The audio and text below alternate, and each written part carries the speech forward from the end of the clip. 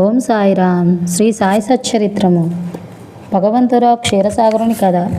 విఠలా పూజ యందు బాబాకెంత ప్రీతియో భగవంతరావు క్షీరసాగరుని కథలో విశదీకరింపబడినది.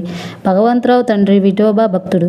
పండరీపురమునకు నియమముగా యాత్ర చేయుచుండెడివాడు. ఇంటి వద్ద కూడా విఠోబా ప్రతిమ నుంచి దాన్ని పూజించువాడు. అతడు మరణించిన పిమ్మట వాని కొడుకు పూజను, యాత్రను, శ్రద్ధను మానెను. భగవంతరావు షిరిడీ వచ్చినప్పుడు బాబా వాని తండ్రిని జ్ఞప్తికి తెచ్చుకొని, వీని తండ్రి నా స్నేహితుడు కాన వీని నిచ్చటకు ఈడ్చుకొని వచ్చితిని. వీడు నైవేద్యం ఎన్నడూ పెట్టలేదు, కావున నన్నును విఠలుని కూడా ఆకలితో మార్చినాడు. అందుచేత వీడిని ఇక్కడకు తెచ్చితిని. వీడు చేయనది తప్పని బోధించి చివాట్లు పెట్టి తిరిగి పూజ ప్రారంభించినట్లు చేసేదను అనిరి.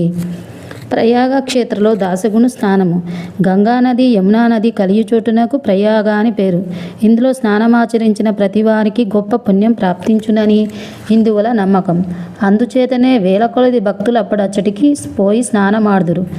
దాసగును కూడా ప్రయాగకు పోయి అచ్చట సంగమంలో స్నానం చేయవలనని మనస్సున దలచెను.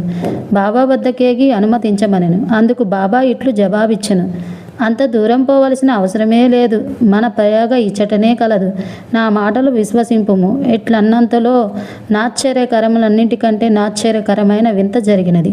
దాసగుని మహారాజు బాబా పాదములపై శిరస్సు నుంచిన వెంటనే బాబా రెండు పాదముల బొట్టన వేళ్ల నుండి గంగా, యమున జలములు కాలువలుగా పారెను. ఈ చమత్కారంను చూసి దాసకును ఆశ్చర్యచకితుడయ్యడు. భక్తి ఆవేశంలో మైమరిచాడు. కన్నులు ఆనందరశ్రులతో నిండాయి. అతని హృదయంలో ఉప్పొంగిన కవితావేశం శ్రీ సాయి లీలా గాన రూపంలో పెళ్ళు బీకినది.